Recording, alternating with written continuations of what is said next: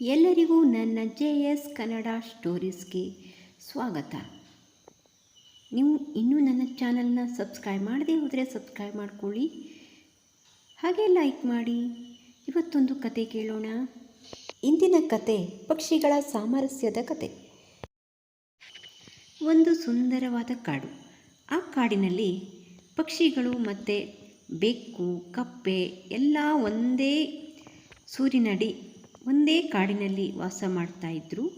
ಅವೆಲ್ಲ ಅನ್ಯೋನ್ಯತೆಯಿಂದ ತುಂಬ ಒಳ್ಳೆಯ ಸಾಮರಸ್ಯವನ್ನು ಹೊಂದಿ ಒಂದೇ ರೀತಿ ಕೆಲಸಗಳನ್ನು ಮಾಡ್ತಾ ತುಂಬ ಅನ್ಯೋನ್ಯವಾಗಿದ್ದರು. ಒಬ್ಬರಿಗೆ ಒಬ್ಬರು ಸಹಾಯವನ್ನು ಮಾಡುತ್ತಾ ಆಹಾರವನ್ನು ಹಂಚಿಕೊಳ್ಳುತ್ತಾ ಜೀವನ ನಡೆಸುತ್ತಿದ್ದವು. ಹಾಗೇ ಒಂದು ದಿನ ಒಂದು ಗುಬ್ಬಚ್ಚಿ ಇವರಿರುವ ಸ್ಥಳಕ್ಕೆ ಬಂತು.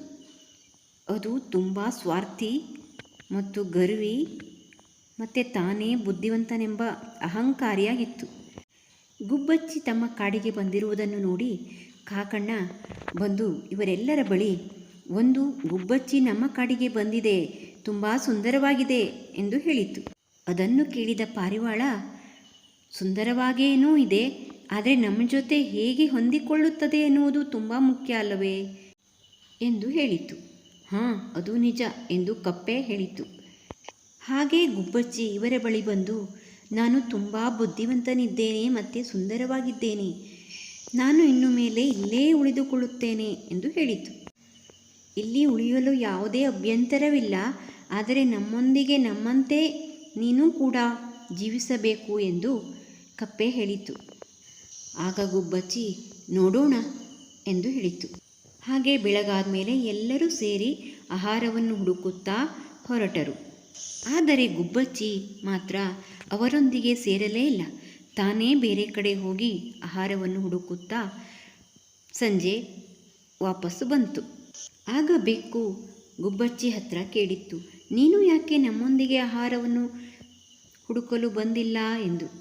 ಆದರೆ ಗುಬ್ಬಚ್ಚಿ, ನಾನು ಬೇರೆ ಕಡೆ ಹೋಗಿದ್ದೆ, ನನಗೆ ಬೇರೆ ಸ್ವಲ್ಪ ಕೆಲಸ ಇತ್ತು ಎಂದು ಸುಳ್ಳು ಹೇಳಿತು. ಹೀಗೆ ದಿನ ನಡೆಯುತ್ತಿತ್ತು. ಇವೆಲ್ಲ ಒಂದು ಕಡೆ ಹೋದರೆ ಗುಬ್ಬಚ್ಚಿ ಮಾತ್ರ ಇವರು ಜೊತೆ ಸೇರುತ್ತಲೇ ಇರಲಿಲ್ಲ. ಹಾಗೇ ಒಂದು ದಿನ, ಇನ್ನೇನು ಮಳೆಗಾಲ ಬರುತ್ತೆ, ನಾವು ಮನೆಯನ್ನು ಗೂಡುಗಳನ್ನು ಕಟ್ಟಿಕೊಳ್ಳಬೇಕು, ಗುಬ್ಬಚ್ಚಿ ನೀನು ನಮ್ಮ ಜೊತೆ ಸೇರಿಕೋ ಎಂದು ಹೇಳಿತು. ಎಲ್ಲ ಸೇರಿ ಮನೆಗಳನ್ನು ಕಟ್ಟಿಕೊಳ್ಳೋಣ ಎಂತು. ಆದರೆ ಗುಬ್ಬಚ್ಚಿ, ನಾನು ಬೇರೆ ಮನೆಯನ್ನೇ ಕಟ್ಟಿಕೊಳ್ಳುತ್ತೇನೆ ಎಂದು ಗರ್ವದಿಂದ ಹೇಳಿತು. ನನಗೆ ನಿಮ್ಮ ಸಹಾಯ ಬೇಡ ಎಂದು ಹೇಳಿತು. ಇವರೆಲ್ಲರೂ ಸೇರಿ ಒಂದು ಮನೆಯನ್ನು ನಿರ್ಮಿಸಿಕೊಂಡರು.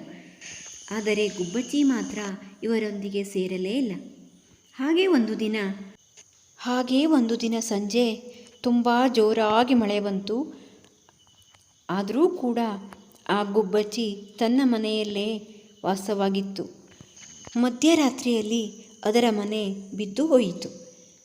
ಆಗ ಗುಬ್ಬಚ್ಚಿ ಹೊರಗಡೆ ಬಂದು ಇವರ ಬಳಿ, ನನ್ನ ಮನೆ ಬಿದ್ದು ಹೋಯಿತು, ನಿಮ್ಮ ಬಳಿ ನಾನು ಬರಬಹುದೇ ಎಂದು ಕೇಳಿತು. ಆಗ ಎಲ್ಲರೂ ಒಬ್ಬರನ್ನೊಬ್ಬರು ಮುಖ ನೋಡಿಕೊಳ್ಳುತ್ತಾ, ಆಗಲಿ ಬಾ, ನಮ್ಮ ಜೊತೆ ಸೇರಿಕೋ ಎಂದು ಹೇಳಿದರು. ಆಗ ಗುಬ್ಬಚ್ಚಿ ತನ್ನ ತಪ್ಪಿನ ಅರಿವಾಗಿ ಅವರ ಹತ್ತಿರ ಕ್ಷಮೆ ಕೇಳಿತು. ನಾನು ತುಂಬ ಗರ್ವದಿಂದ ವರ್ತಿಸಿದೆ, ನಾನು ನಿಮ್ಮ ಜೊತೆ ನಿಮ್ಮ ಮನೆಯಲ್ಲೇ ಬಂದು ವಾಸಿಸುವ ಹಾಗೆ ಆಯಿತು, ನನ್ನನ್ನು ಕ್ಷಮಿಸಿ ಎಂದು ಹೇಳಿತು. ಆಗ ಕಾಕಣ್ಣ, ಈಗಲಾದರೂ ನಿನಗೆ ನಿನ್ನ ತಪ್ಪಿನ ಅರಿವಾಯಿತಲ್ಲ, ಇನ್ನು ಮುಂದೆ ಎಲ್ಲರೂ ಒಟ್ಟಾಗಿ ಬಾಳೋಣ, ಆಹಾರವನ್ನು ಸಹ ನಾವು ಒಟ್ಟಾಗಿ ಹುಡುಕಿ ಸಂಗ್ರಹಿಸಿಟ್ಟುಕೊಳ್ಳೋಣ ಮತ್ತು ಅದನ್ನು ಅನುಭವಿಸೋಣ ಎಂದು ಹೇಳಿತು. ಆಗ ಗುಬ್ಬಚ್ಚಿ ಆಗಲಿ ಎಂದು ಹೇಳಿತು.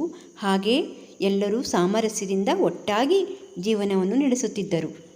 ಹಾಗೆ ನಾವೆಲ್ಲರೂ ಒಟ್ಟಾಗಿ ಜೀವನ ನಡೆಸುತ್ತಿದ್ದರೆ ನಮಗೆ ಇನ್ನು ಯಾವುದೇ ತೊಂದರೆ ಬರುವುದಿಲ್ಲ ಎಂದು ಹೇಳಿ, ತೊಂದರೆ ಬಂದರೂ ಒಟ್ಟಾಗಿ ಎದುರಿಸಬಹುದು, ಅದನ್ನು ಪರಿಹರಿಸಿಕೊಳ್ಳಬಹುದು ಎನ್ನುವುದು ನನಗೆ ಈಗ ಅರಿವಾಗಿದೆ.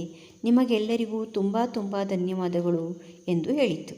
ಮತ್ತು ಈ ಕಥೆಯನ್ನು ನಿಮ್ಮ ಮಕ್ಕಳಿಗೂ ಹೇಳಿ, ಅವರೂ ಕೂಡ ಮುಂದಿನ ಒಳ್ಳೆಯ ಪ್ರಜೆಯಾಗಲಿ. Thank you for watching.